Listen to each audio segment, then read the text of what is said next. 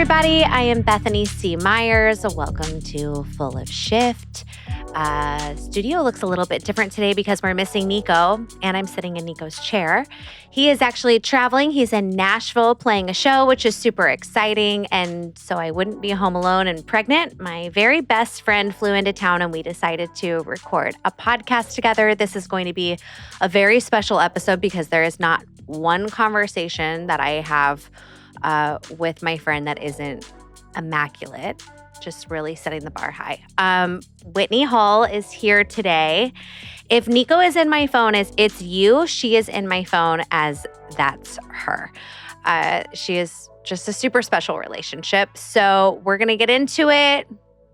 I think that's it. This is Full of Shift. And let's bring in Whitney.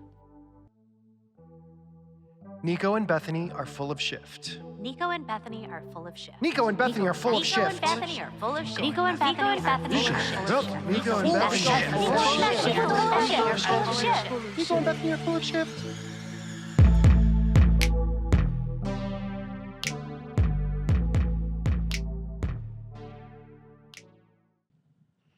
I feel like there needs to be applause. Yay! From here. Our live audience.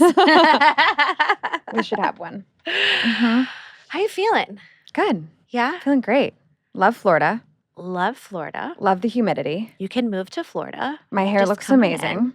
That's the best part of Florida. Yeah. People who have hair that works in the humidity. Mhm. I know that your back is hurting. I'm having sympathy pregnancy pains. Yesterday you started like hobbling and I was like, are you okay? And you were like, yeah, it's my sacrum that keeps going out, which is the exact same thing that I'm experiencing in my Yeah. pregnancy is my sacrum constantly going out. Well, I'm here with you. Thanks so much. I'm trying to take some of that pain away. I don't think it's working because I think I hit a new point last night in my pregnancy. I woke up this morning and I was like, okay, I'm really at the end of it. You're really pregnant. Everything hurts. Yeah. It's like my crotch hurts all the time. Yeah. I mean, I say, yeah, like I know. I have no idea, but I can only imagine. I used the leg things. What are they called? The compression boots. The compression boots last night. Yeah. Wow. I Game don't- changing. I don't know how anyone's pregnant without Game the compression changing. boots. I don't know how anyone's living without compression boots. There's these boots, these compression boots. We have the Therabody ones, but they Yeah. just they go all the way up to your thigh and they fill it with air and they squeeze the The hell living out of your shit leg. out of your legs. It feels like your thighs might break. And then it releases. It's like when you go to the drugstore when you're little and you get the blood pressure thing. Your mom's like, come on, come over here. You're like, no, I'm getting my blood pressure checked. My mom owned a retirement home and she had we had like blood pressure monitors, The cuff you know, things? so I would always go into it. We lived in the home, I guess is the big part of the story.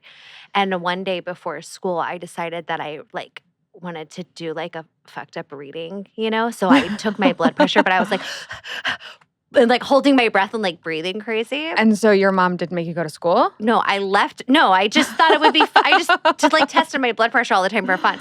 Then I went to school and then I got a call from the office and my mom was like, are you okay? Because I saw this blood pressure reading and it was off the charts and she was about to come pick me up. And I was like, no. I was just like holding my breath or something. I was just trying to trick the system.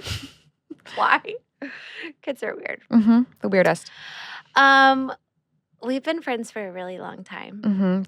Last night we were talking about the timeline a little bit and 2008. Yeah. And then this morning we realized that you and I met right as Nico moved from Yes. Chicago because he and I never You overlapped. Guys, you guys didn't, I don't even We think didn't meet meet. for a long time. We met one time in Chicago. I wasn't there. You weren't there. And it was so brief. And then I don't think I saw him again until upstate, until you were trying to get pregnant with Kilmer. Really? No, that seems weird. I think we met on FaceTime a lot in between Sure. as we started to get kind of closer, but Yeah, but when else would you really have crossed? we didn't cross in LA, obviously. No. So we've had a long distance friendship, Yeah, our whole friendship has been, our entire friendship. yeah, almost like pen pals, but we don't write letters. No, we just have great calls. Great conversation. Thank God for FaceTime. Mm-hmm. So we met in Chicago. 2008. 2008, and it was only a few months before I ended up moving out to Los Angeles to live with Nico. He had already moved. It was like I want to say like a month. Really? Well, because I went to Portland because it was the summer. So school, school's out, college is out. Right. I went home for a little bit right after I met you. And we had our first long distance kind of stretch. And then I got back and you only had a couple weeks left before you moved. Yeah, that makes sense. Because I moved August 8th, 2008. 8/8/8, I moved to LA. Mm-hmm. I was really scared to fly on that day. And we met at the end of early summer. Because remember the blues fest we went to? Yeah. Mm-hmm. So we met and it was this very intense, Mm-hmm. love. I mean, Obsession. it was so compact. It was so electric. Mm-hmm. We were best friends immediately, Mhm. which I don't feel like happens very often. I mean, certainly not as you're older, maybe as you're younger. But it felt so different than Yeah. any other type of friendship. And I think also leading up to it, we had kind of energetically crossed paths a lot. Or I guess physically we did cross paths and Right. we didn't know. We would cross paths at the same parties and and we never had- actually meet. We had a lot of mutual friends. Yes. You had your circle, I had my circle, and they crossed over, but Mhm. we didn't cross over in the circle. Right. So I remember also there being kind of a lead up. I remember a shared friend of ours, he was like, "You're going to love Bethany." Right. And I was like, "Okay, cool." And I remember my ex was like, "You're going to love," I don't know that actually he said you're going to love Bethany, but there was I just knew about you. I knew that I'd crossed paths with you. I had heard that we were similar in a lot of ways. That we reminded people were reminded of the other when they were with us. Yeah. And that we were going to love each other. Either I think we were going to love each other, or I think we were going to hate each other. I don't know that there was going to be an in-between. Yeah, for sure. It was we both have these tattoos, I'm alive, on our arms Mhm. in each other's handwriting. Because there was A song. does anyone else know this song? Was it super Flyleaf. popular? No, it's Christian rock. No. Yes. Yes. It was on. It's a Christian rock song? Yes. Yes. That's so I funny. can feel you all around me. She's talking about God. Oh. I thought she was talking about you. I can feel you all around me. Mhm. Anyway, we loved this music video. Absolutely It was obsessed. so 2008 emo. It was kind of like Evanescence, but with a Christian lean. Were we stoned? Probably. We were in your apartment. Yes, in the Dearborn apartment. In the Dearborn apartment, smoking cigarettes and smoking weed and drinking awful wine. Yes. Disgusting yellowtail. And singing that song. Shard. But I guess at that time you couldn't stream. We just had to wait on the channel, on the Well, Christian rock channel for it to come on. We saw it on, it was our first sleepover. And it was are you coming over for sleepover? It was we were in grade school. What college girl is you want to come over for sleepover? Gay ones. Gay ones.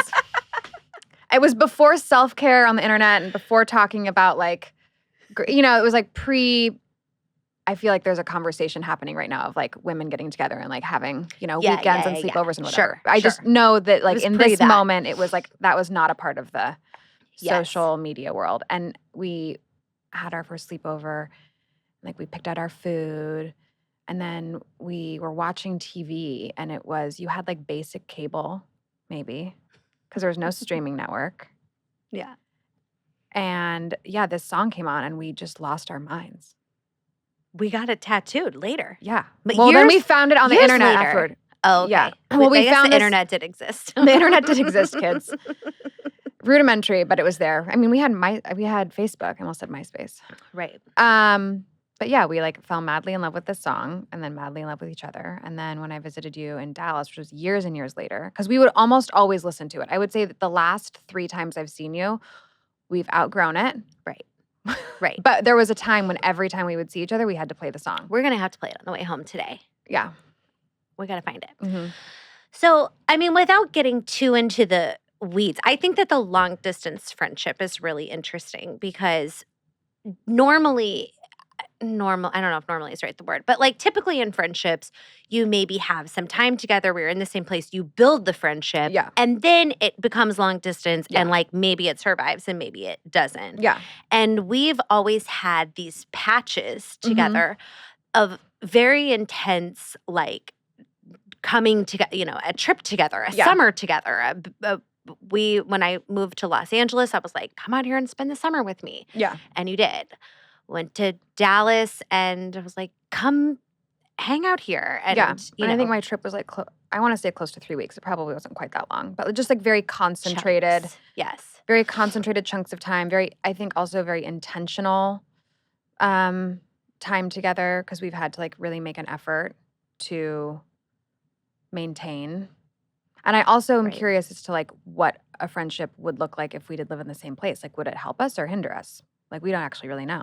Well, that's interesting because the twist of this story is that I have always wanted you to live where I live because you've kind of been a little, well, I guess we've both popped around, but I moved to Florida and then a month later, When did you moved move? to New York. I moved at the end of January. And then I moved at the end of April. Okay, so But well, still, it felt like it felt quick. It was like weeks after I got here. You're like, so I think I'm going to move to New York City, and I was like, are you fucking kidding me? And we have mutual friends in New Mhm. York, so it's interesting because my friend group in New York had connections to Whitney. You were actually kind of the piece and the reason why all of us were friends. One you were college roommates with, one you went to high school with. Mhm. Then there was me that was kind of after college. Mhm. Like there's several people around the country that all Yeah. know each other, because of you. So you go to New York Mhm. and then I just lost my train of thought of what I was going to say. And you're in that friend group. Wait. That I moved there 2 months after you, Yeah. after you left. Yeah. Whatever. It will come back to me. The twist of the story. I think is that I moved to New York and you left is the twist, no? That's like the Yeah, I I'm still gonna guess be your so. I'm still gonna be your friend even Oh, though no, I know what I was going to say. Yeah.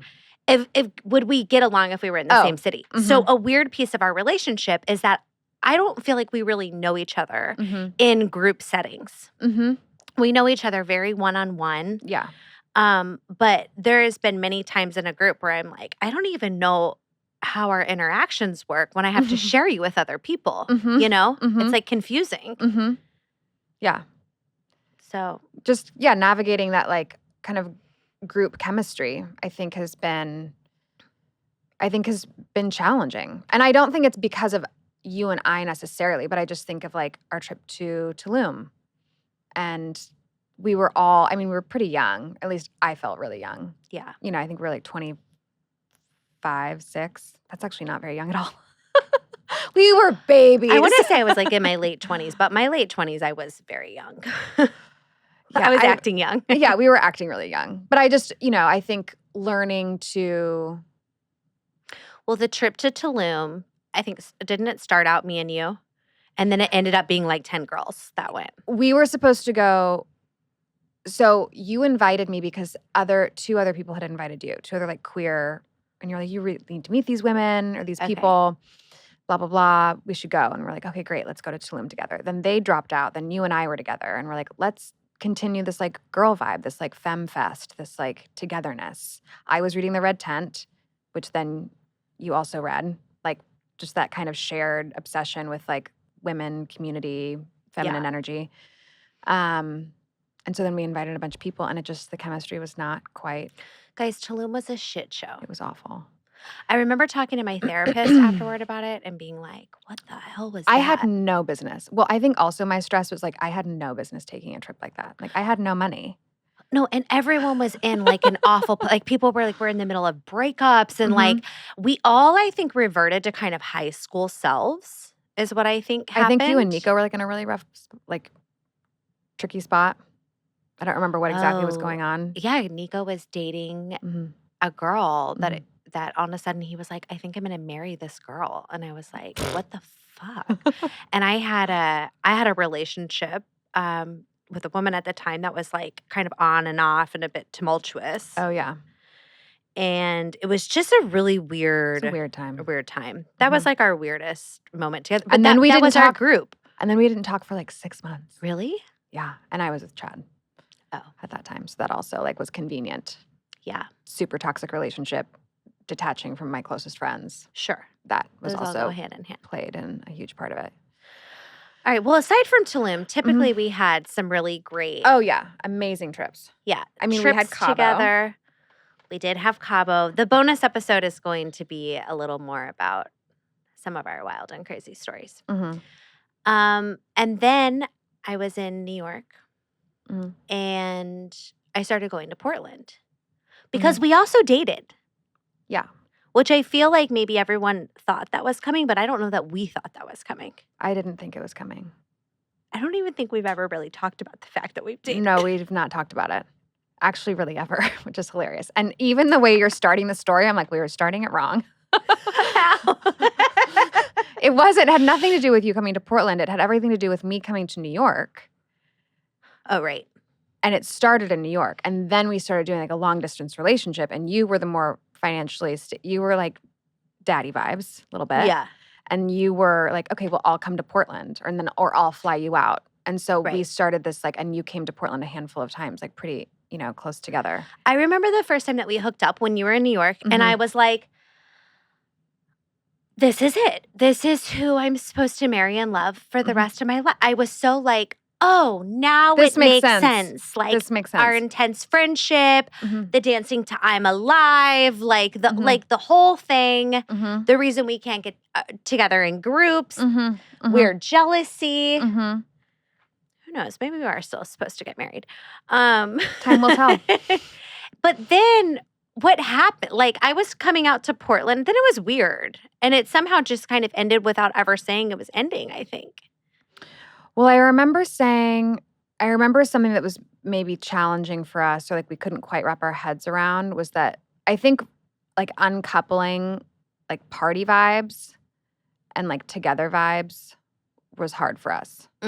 Like, because every time we got together, there was like, I mean, we weren't like wild, but there was like drugs and alcohol and late nights and, it just like wasn't in the same way that our friendship didn't really experience like the normal day to day of being friend. Like our romantic relationship then also couldn't experience like the normal day to day of like being in partnership. Like we didn't grocery shop, we didn't have errands, we didn't have shared anything, no responsibility. And it was just like fun.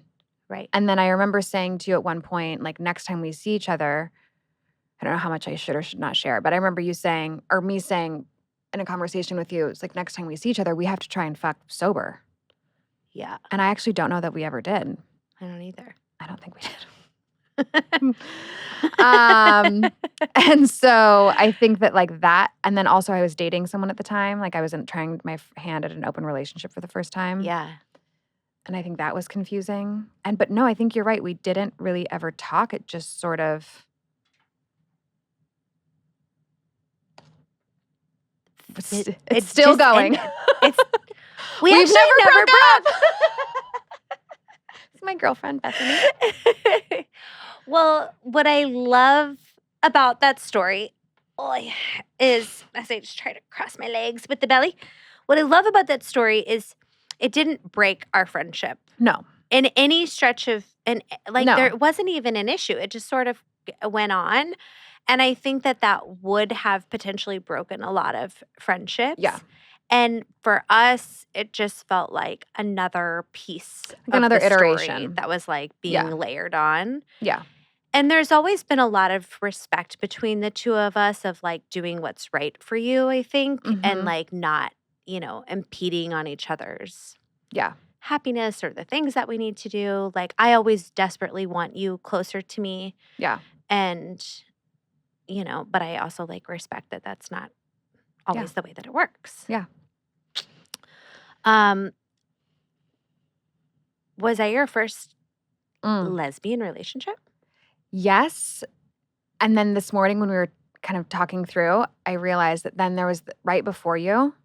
I think what built my confidence to being able to like go there with you was I had, right when I moved to Portland, I'd had that I was in that throuple for like a millisecond.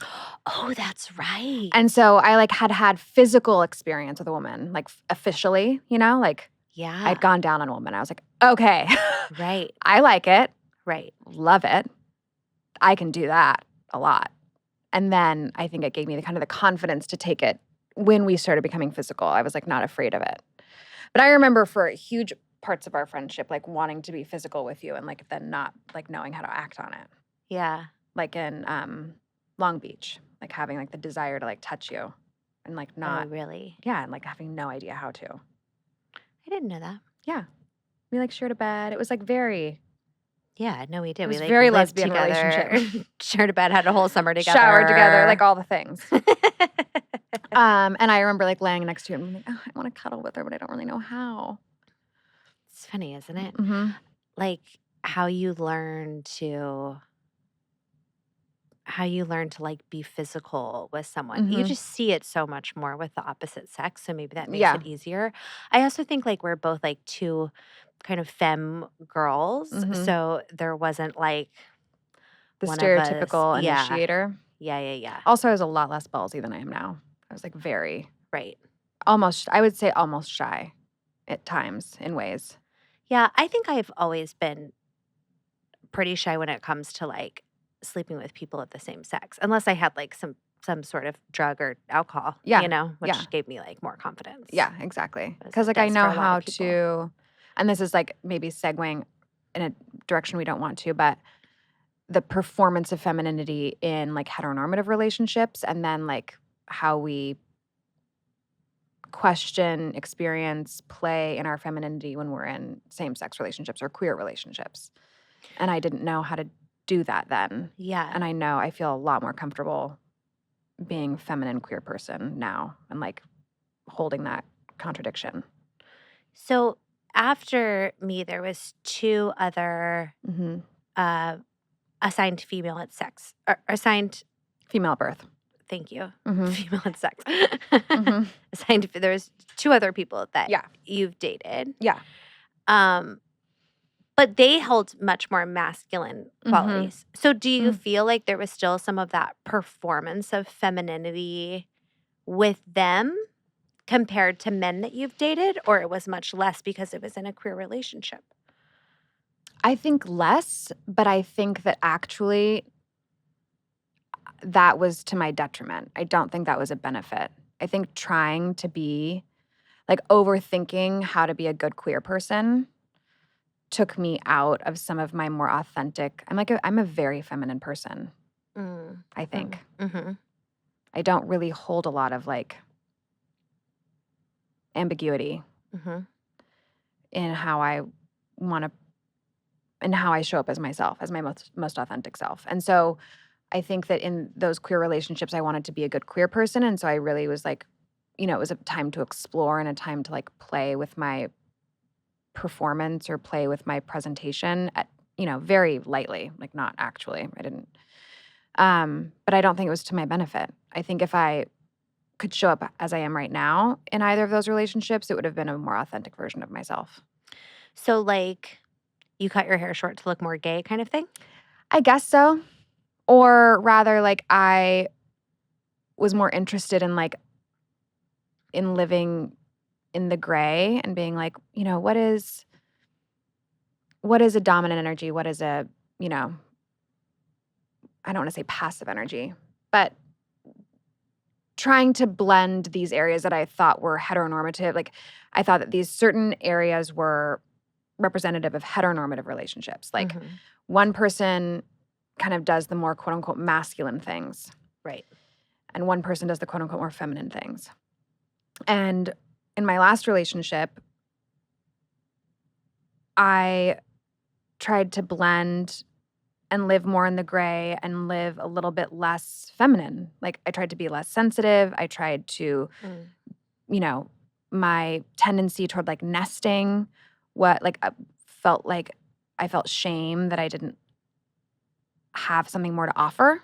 Like I made less. I was like I wasn't a great housekeeper, but I was like the person who cleaned the most. Like I did all the more feminine things and I felt not great about it. And so trying to just break that down and unpack that. Clearly, Yeah. it's not like a fully formed thought even right now. But just like It knowing makes that sense. if I could have shown up there as I am now, I think I would have been more comfortable. Yeah. I'm like, yeah. actually, this is what I can contribute. Sure, I make less. Sure, I'm doing more of the feminine housework. Sure, I'm like the more sensitive of the two of us. And these are also like my superpowers, and they're not things that need to Yeah. be changed. Yeah, totally. And that wasn't her. She wasn't asking me to change. Right. I was thinking that I was supposed to. Right. Well, that's something Nico and I talked about in our first episode when we talked about gender and identity shift. And I talked about this in kind of a different way, but like I feel like some of the non-binary identity that I took on was to cover the shame of being a bisexual, Oh, interesting. which is like how I identify. Like Mm. I didn't feel queer enough Mm-hmm. with a bisexual label, Mm-hmm. but that's what I was. Mm-hmm. And so then I was like, I need to go all in on being mask. And Yeah. not that it was like fake and totally that. Like there was a piece of my masculine self that I explored and Yeah. but I think that there was like a piece of that helped me navigate some of my queer self, and it wasn't it wasn't exactly spot on to what it was, Right. Like now I don't hold that label, and I do think that I have like both feminine and masculine qualities. My feminine's really shining right now. I'm in like Yeah. the motherhood era. But I really think that there was actually a lot of deep-rooted bisexual shame Mm-hmm. and just not feeling enough. Mm-hmm. And so I was really pushing into that to try to Yeah. Like overcompensate almost. overcompensate. Yeah. Totally. Yeah. Yeah. So I wanted to say you were saying it'll come to me. okay. Oh, queer, bi versus queer. So Yes, you bi versus identify as Now- bisexual. Now I feel like I'm taking back I would tell anyone I'm bisexual. I don't have an issue with the word queer, and I think that it like fits as an umbrella term for me. Mm-hmm. But I'm a bisexual. Yeah. And I would say I'm queer Yeah. because I like the flexibility it gives me. Like I don't really care what gender you were born. Right. I'm like, I don't really care what your genitals are, what toys you like, All the things. all the things. I'm interested in like, Well, you're dating a cis man right now. I am. Yeah. I don't want to talk about him yet. Okay. Let's talk about the last relationship Okay. because we've already touched on that one, and you were talking about some. Okay, so give us the spiel of your last relationship. Yeah. So I met my ex. We were together for almost 5 years, and it'll be a year that we broke up. Like, in the next couple days. Like now, Like right now. it's kind of wild that we're having it on the I know. anniversary. It's wild that if everything feels very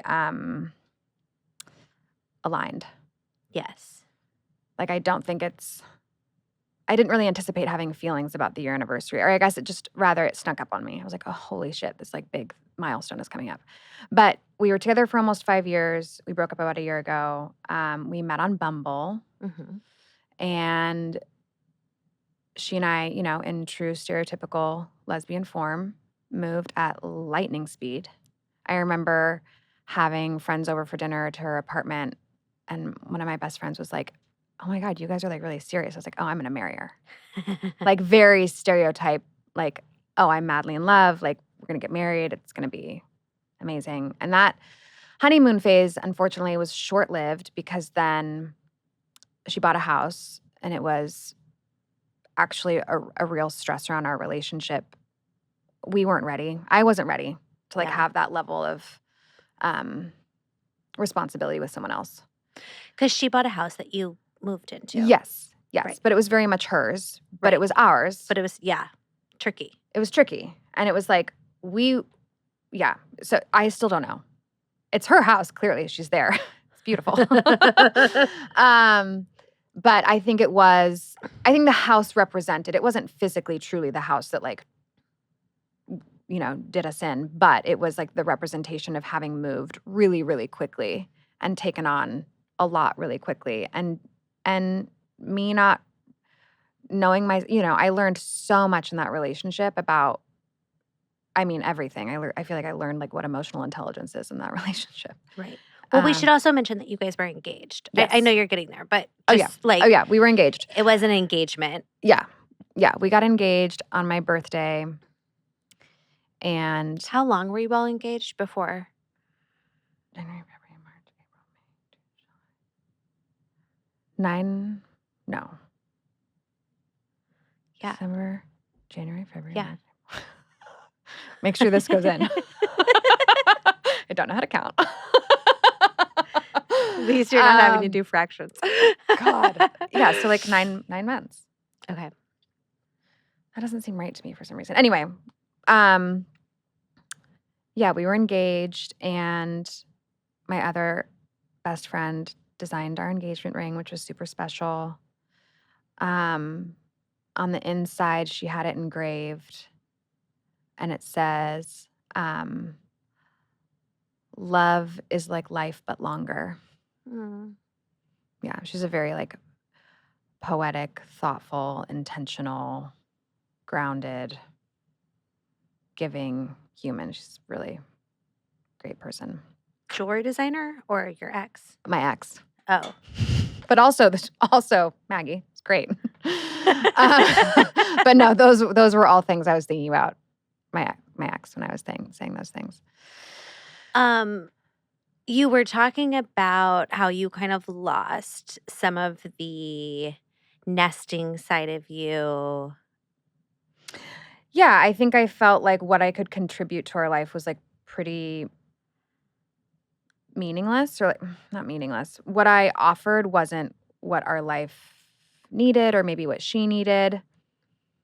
I think one of the things, we moved really quickly. She bought the house, and she very quickly had all the responsibility, and I really didn't have any of that responsibility, but I was still there with her. So she had like, her first mortgage and the car payment, and Right. we lived very different lives in terms of how much money each of us made. So that, I think, put a really big strain on things. And we never really figured that piece out. And then what I could contribute was my physical ability, right? Like what I could contribute to the home. And because we still really struggled with the balance of responsibilities in our relationship and within the home, it felt like what I was offering was not ever enough. Mm. And so I'm a great nester, The best. great decorator, The best. great host. Uh-huh. Our parties were amazing. She is an incredible cook. We threw the best dinner parties. But it didn't feel like, and again, this like wasn't her. It was like my own insecurity. Like what I could offer wasn't wasn't enough. I noticed in the relationship, and I was from an outside, Long distance. I was long distance, exactly. And I just noticed a lot of what I felt like was you, like so inherently you changed, which for me is always kind of a red flag in relationships, huge red right? flag. Like when you see your friend, like all of a sudden it feels like they're a different person with someone. We all shift in relationships. Yeah. Like that is that's part of like just coupling with someone else. Learning how to balance. But I felt like there was a lot of shame. Well, this is what we're talking about. There was a lot of shame around the things that I consider your superhero, like the things that I love about you the most, You have a way, like when we would go on these vacations together, some of my biggest memories of you are like going into the hotel room and like zhuzhing it, and like somehow making this plain little box of a cheap hotel room that we, got in our early 20s, like feel so magical and so special. And like cooking food, whether or not you were like the best cook, there was something about you that like nurtured or nourished through offering food. And that could truly be like you put crackers and cheese and like Velveeta cheese on a plate. Yeah. But it was going to look pretty, and you like put a little flower petal on it or something and Yeah. like some honey drips, and you served it with love. Like it was this immaculate presentation. Yeah. And I remember like seeing you a couple of times and noticing that you almost felt like insecure about some of that. Mhm. Like suddenly your cheese plate was just a cheese plate. And I Mhm. was like, wait, no, like where's the honey drips or Mhm. something? You know what I mean? Mhm. Like it was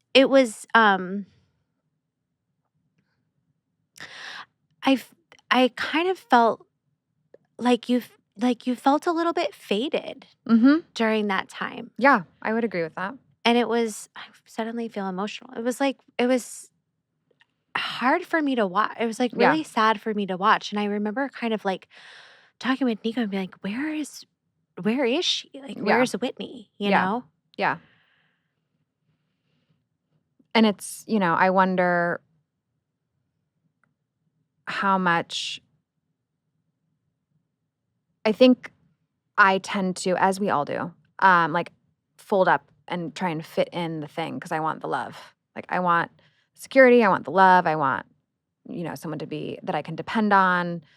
I love the idea of being in partnership. I love the idea of like teamwork. I love dinner parties and gatherings and community. Right. And so like I am down with relationships. Like I am a serial monogamist for sure until recently. But but like serial intense commitment relationships, however you want to put that, right? Like they can be open to. And I really in that relationship was questioning like she really made me think about like the type of person I wanted to be. And so I disagree now with a lot of the parts of myself that I quieted, but I was trying to listen to other parts that had been on mute for a really long time. Like, like I'm intelligent. Like I'm smart. I'm capable. I can do these. Like these parts of myself that I've always been really insecure about that I've like shoved away and let these more like maybe performative or whimsical or I think that's kind of food aside to your analogy, but I quieted those parts of myself so I could get maybe more emotionally intelligent. But the balance of like trying to do that in a relationship that ultimately wasn't right for me was like really hard. And I did fade for sure. Yeah. I felt myself fade. Well, that's interesting you say you were trying to like work on the quote weaker spots of yourself. Yeah. Because I remember, I guess that it was related to business. I don't really know where I'm like thinking of this, but this idea that like, okay, we have our strengths and we have our weaknesses, to put it in like very binary terms. And we need to like work on our weaknesses and make those strengths. But like, what if we didn't work on our weaknesses and we just worked on our strengths and we let our strengths soar, Yeah. And those like really got to take charge. Yeah. I feel like in the Become Project, that was a big lesson for me that not that I fully learned, but it was like, I suck at this piece. Yeah. I'm not going to try to learn how to do this Let piece. me outsource. Yeah. Somebody else can come in and do that piece who's really good at it. And then I'm going to fly in this other spot. Yeah. Yeah. Which is kind of what I feel like you're doing now. Yeah. Maybe is like trying, like letting the strengths shine. Yeah. Because you're not faded anymore. Like you're like right away. I feel felt very like alive. Yes, very. Yeah. Very alive. And I think, yes, I feel very alive. So I would dare to say that there are few people who have the strength to be in a 5-year relationship with a 9-month engagement in a house where things are set, where everything doesn't feel fully financially stable, and to leave. And you did. And I think it's really a sign of strength, even though Thank not you. everyone maybe feels that way. Thank you. But you worked on it, and then you were like, it's not working. And you made a really, really tough decision. And I think a lot of people relate to that or want that or wonder, how do I do that? Yeah. And none of you have the playbook. Let me tell you how to blow your life up. Wait, this is Whitney's 3-step process. Are you in a life that's lackluster? Do you feel faded? Blow it up. 1, 2, 3, blow it up.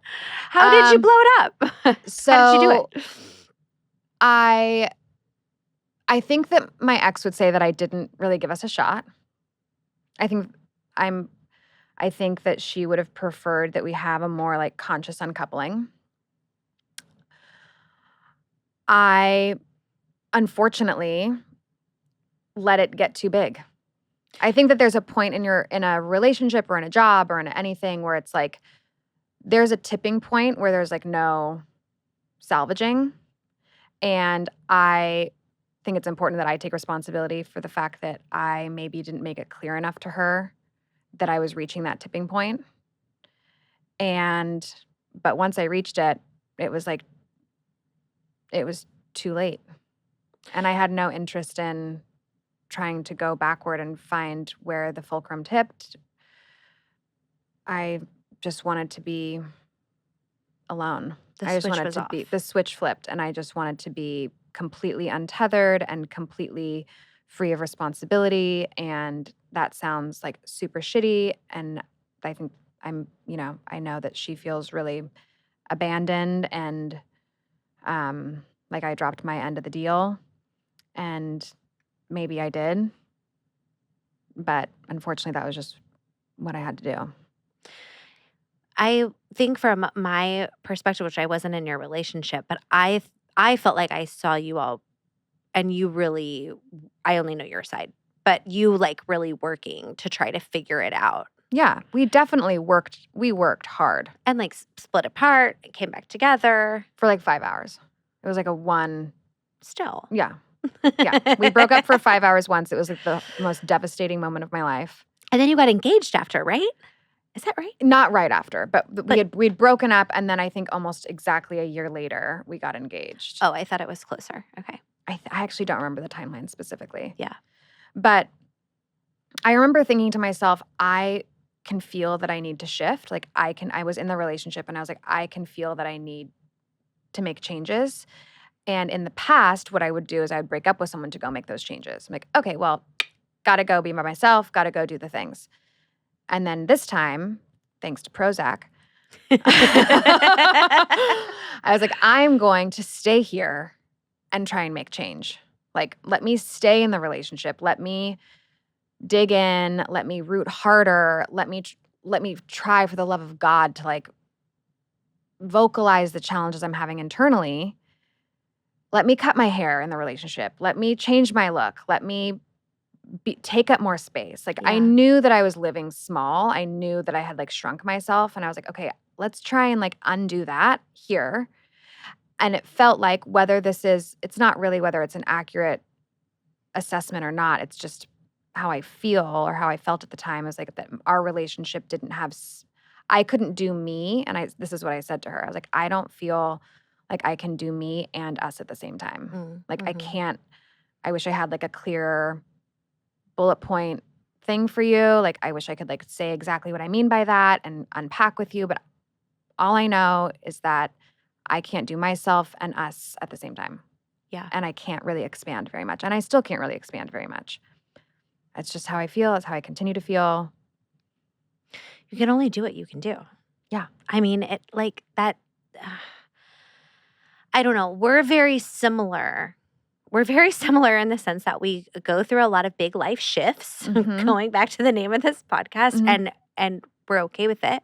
But part of that is because there is kind of that switch. Like I feel similar. I hit a point in things where I'm like, there's just no going back. Yeah.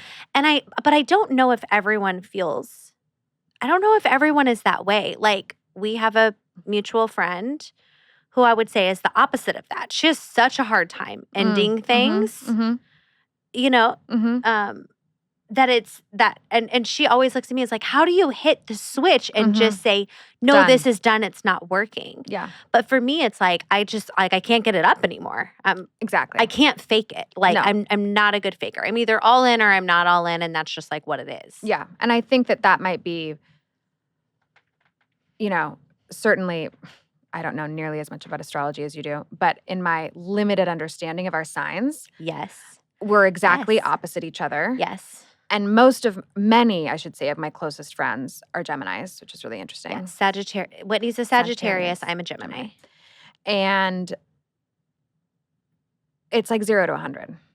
Yeah. Like so many of my Gemini friends are like, they know what the switch is. Right. I'm sure there's other signs that have a switch, but I think particularly here, like we work in extremes. Mm-hmm. Nico has a switch. Yeah. But what's funny is like, how do we work in extremes and also like live in the gray so well? I mean, We're just great.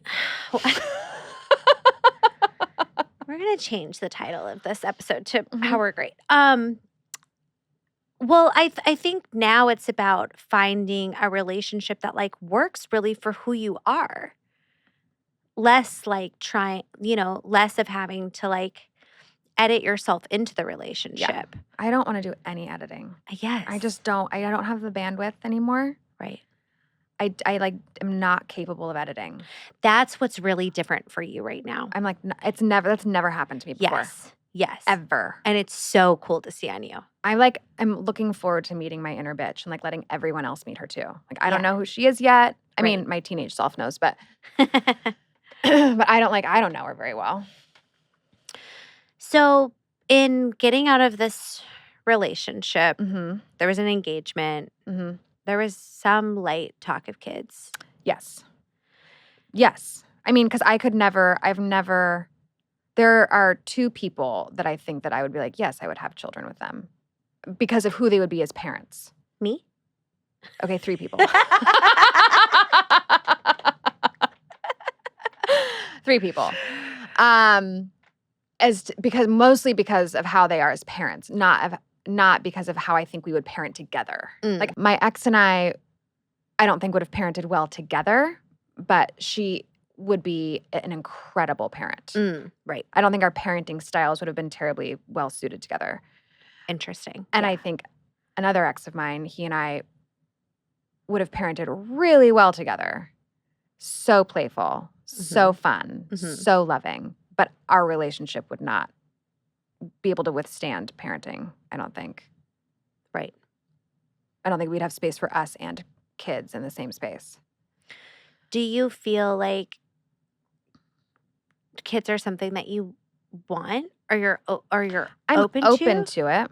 I mean, Yeah. I'm 36. Yeah. Just a little terrifying to say out loud. The age thing is so annoying. It's with so kids. annoying. It's the worst. And I'm also really annoyed at actually how hard of a time I'm having with aging because I know that 36 is, I know that Yeah. we're not quote unquote old. And 2 years ago, I was like on such a pedestal or on such a soapbox rather about like my views on aging. And they've done a real 180. Right. Like covering my grays. But at any rate, kids, possibly. I think I'd be a good parent, and I am curious. I'm curious, but I've not been in a partnership where I've felt that it's a possibility. Right. And I've never felt like I wanted to do it by myself. Yeah. You, to me, you've always had a mothering. Mm-hmm. Like, to me, you are a mother with or without kids. Yeah. As far as just like who you are. And the way I think probably that you have like mothered me Mm-hmm. in ways and Mhm. like taken care of me. Like, I mean, this trip is a perfect example. I'm like, I'm going to be alone Mm-hmm.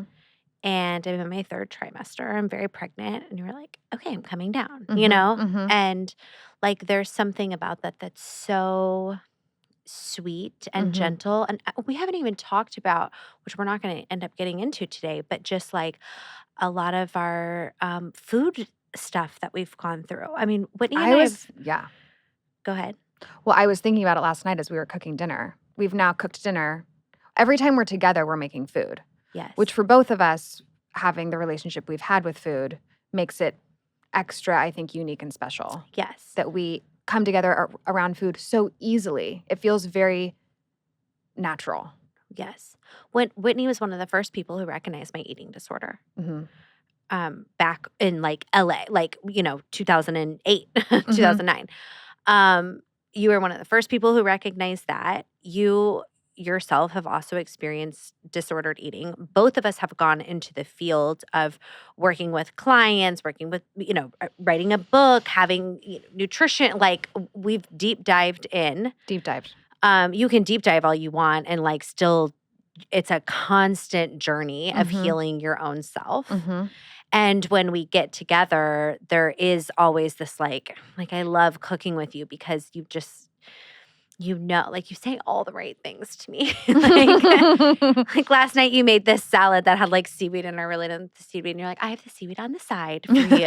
Like, do you want these two pieces touching? Like there is something so mothering about that actually I didn't necessarily get from my mom and I love my mom, but like food, was a very tricky thing. I was of the cleaner plate generation. It was what she knew to do. Yeah.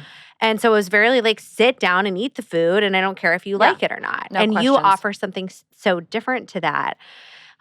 There is a beautiful there's such a beautiful mothering energy that exists so naturally in you. And I think that I've learned a lot from you in my own mothering experience. Yeah. It's really cool. It's super cool to watch you be a mom. What's that been like? I mean, I can't From imagine doing cocaine off the back of the toilet to now changing my daughter's diaper.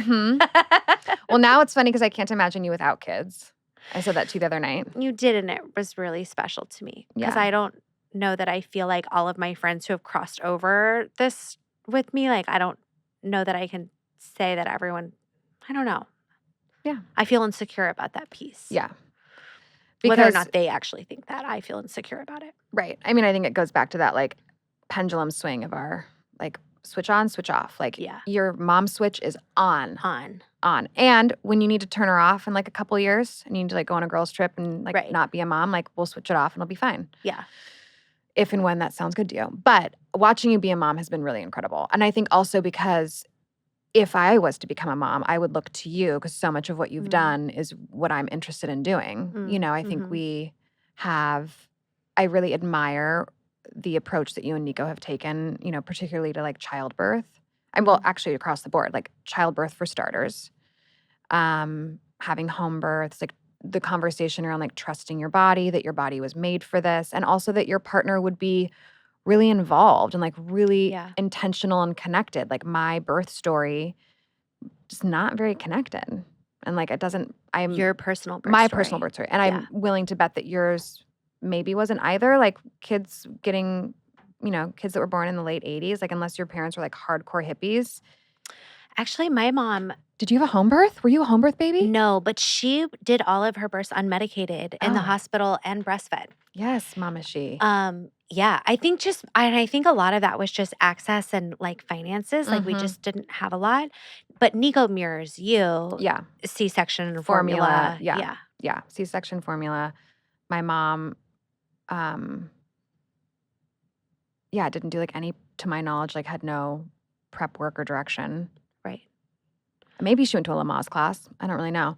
But you and Nico and the way that you've decided to bring children earthside and the way that you've decided to parent, like watching you with Kilmer and kind of this like, I don't know what the term would be, but it seems like kind of gentle parenting, like rules only when, not only when, but hard nose only when necessary. Like letting her fall, letting her try something that might not feel great or that she doesn't fully understand or have all these pieces, just like watching her explore and like giving her that much room. Yeah. A lot of autonomy. Thank you. Yeah, that's the word. It's been really cool to watch. Yeah. And I think, so watching you be a mom is like, if I don't get to be a mom, at least I get to be close to someone who's like momming in a way that I would want to mom. She loves you so much. I'm so obsessed with her. It's really cute how quick she took to you. I also just want to go back to the C-section and formula conversation because this is something we've talked about a lot in our, like the way that we've birthed, but there's nothing wrong with C-section or formula. Can be life-saving as long as you, and we've talked about this too, of being informed. I don't think my mom was terribly informed. Right. And then making the decision. Yeah. That's the delineation. And however, I do believe that every baby chooses how they come into this world. Mhm. And I think that there's something that you and Nico as your spirit baby selves, Mhm. like, you all did choose a mother who wasn't necessarily informed about those things at that time, who Mhm. chose a C-section to formula feed, Yeah. you know? I mean, I chose a mom with like a slim frame who Yeah. loved Haagen-Dazs, so I was like almost a 9-pound baby. Like it was unlikely that I was going to come out vaginally. Well, that's So that's what she was told. That's exactly. what she was told. That's where it goes, Yeah. right? Yeah. Your baby's really big. She's not going to come out. Yeah. As opposed to like, what if we had you standing in positions where you could Yes. like move your legs and your pelvis is made to spread and, Yes. you know. Yes. I was so worried that, oh, hi. Whoa, hi, baby. Are you big too? Do you know how much they weigh at this point? No, you can't really tell at this point. I mean, there's like a marker of like where it's supposed to be, but I'm measuring on par. Okay. I'm not measuring big or small. I'm measuring right at. Okay. I remember though being so worried that Kilmer was going to be huge Mhm. because so many people told me I was huge in the pregnancy. Mhm. Don't say that to pregnant people. God, what is wrong with you? I'll never forget this neighbor came over to like bring a little gift and she was just like, "You're huge." And I was like, "Yeah, I'm 38 weeks pregnant." She's like, "No, you're huge. Your baby must be," and wouldn't stop. And I was like, "Bye." Like, I'm preparing to bring her earthside through my vagina. If you could stop saying that, that would be great. She was not huge. She was like 6'11", like very, whatever, average size. But I do remember having a talk with my midwives about that and them just talking about how we adjust and how they're made to spread. And they're like, I've never had a baby that's too big to actually birth. Right. Right? And like, and they've done thousands of births. And I was Yeah. like, oh, and they were like, that's your body's made happens. to do this. Yeah. The baby's made to come this way. I'm sure there's somebody out there, don't come at me, that's had an experience where baby wasn't going through in C-section. And that's great. Let's get kids here in the right way and let's give people the births that they desire, which is what I feel so strongly about. Be informed and have the birth that makes you feel safe. Yeah. And not enough people get that. Yeah. Yes. Gosh, could talk about birth forever. So we're wrapping soon. However, after it's a 2-hour episode. Is it really? No, I'm kidding. It's like if we've been talking for 2 hours, I wouldn't have put it past us. But then your big shift is you broke up from the relationship and then you moved to New York, which New York is just a huge shift in and of itself. So how's your shift going I'm not going to put a time limit on it. How's your shift going? Yeah. How's this big shift? I mean, I don't know. I don't know. I feel at the moment pretty detached from it. And I think that as much as I don't want this to be a part of my current conversation, it just like keeps coming back to this, which is like I'm on an antidepressant and anxiety medication. I don't feel like nearly as connected to my experiences as I'd like to be. And then something will happen that's a tipping point, and then I'll have a big experience, like a big emotion, and then I go back to like kind of monotone. Yeah. So my experience of my New York shift thus far is like I'm just kind of rolling with my day-to-day as if it didn't really happen. But I've always really felt comfortable in New York and always really felt comfortable in a bigger city. So like that shift is not like, I don't feel like I'm having to get used to a huge city outside of it just being in a loud environment all the time. It's like my body, like my nervous system is adjusting to the, like we were talking about the other day, like the high frequency of the city. You know what? Because we were kind of talking about your ex, your most recent ex, feeling like maybe that relationship was muting you or fading you. And now the Prozac feels like it's muting you and fading you. Are those like hand in hand? Are those? Well, I feel maybe. I mean, I think that is Prozac the new ex? I'm trying to break up with it. Her, them, he. We're actively talking about consciously uncoupling. Possibly. I guess I don't really. I think I don't trust myself without some sort of like anchor. And Right. my ex was my anchor. Right. Now maybe Prozac is my anchor. Yeah.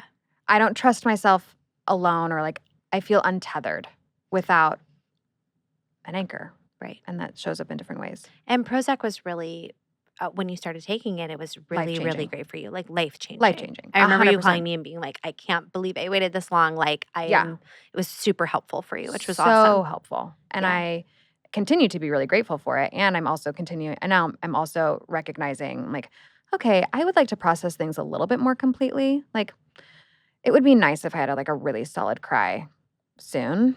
Right. And it would be, which I did the other day, but like I'm not like releasing nearly as much as I'd like to. Yeah. And I'm used to like emote a lot, you know, like extreme happiness Mm-hmm. and then extreme sadness, which I miss. Yeah. I like miss those seasons. I feel like I've kind of been at like, I have like LA emotions. I'm just like sunny and 75. That's a really funny way to describe it. Well, get pregnant. Then you can have lots of emotions. Yeah. I woke up this morning Oh, yeah. and Nico was like, babe, it's 7. You got to get out of bed. And I was like, you don't even remember that I'm pregnant. You said that to me this morning in the kitchen. You're like, I had a meltdown this morning and told Nico he didn't know that I was pregnant. I was like, and you were like, wait, why? What did he say? Then I had to get out of bed. And I was like, I can't just roll over. I can't just put my feet on the ground. I can't just sit up. Like, you don't even know. My crotch and my back hurts so bad. you don't even know I'm pregnant. Like he of all people would ever forget that. He's more obsessed with you being pregnant than you're obsessed with you being pregnant. It's so true. Nico would have me pregnant all the time, which is like so my dad. My dad was like, my mom just like barefoot and pregnant. Mm-hmm. Loved. I love that so much. I know, but it sucks. Well, yeah, it sucks for the person that has to be pregnant. But let me tell you, the joy you're bringing the rest of us, the joy you bring to the rest of us. I'm really happy to be of service. Thank you. This was a lovely conversation. Mm-hmm. I took us off course a few times. Sorry about that. I don't think so. I think it was perfect. Okay, great. Yeah, there is no course. Okay, love it. We're going to be over on Patreon with a bonus episode. We're going to tell some just amazing stories. Horrific. I'm really excited to relive the stories as much as I'm not excited to relive some of these stories. I'm excited to be embarrassed because I need to feel something other than sunny and 75. There you go. All right, let's go to Chicago in the winter. This is Full of Shift. Thank you all for being a part of it, being part of our conversation, and coming into this little bit of our world. We will see you on Patreon. $5 a month gets you bonus episodes, lots of content. That's where the community is hanging. Our Shift Heads. That's Fabulous. the Patreon name. Shift Heads? The Shift Heads. The Shift Heads. Well, thanks for having me. Thanks This for was being a here. blast. I love you. I love you too. Bye.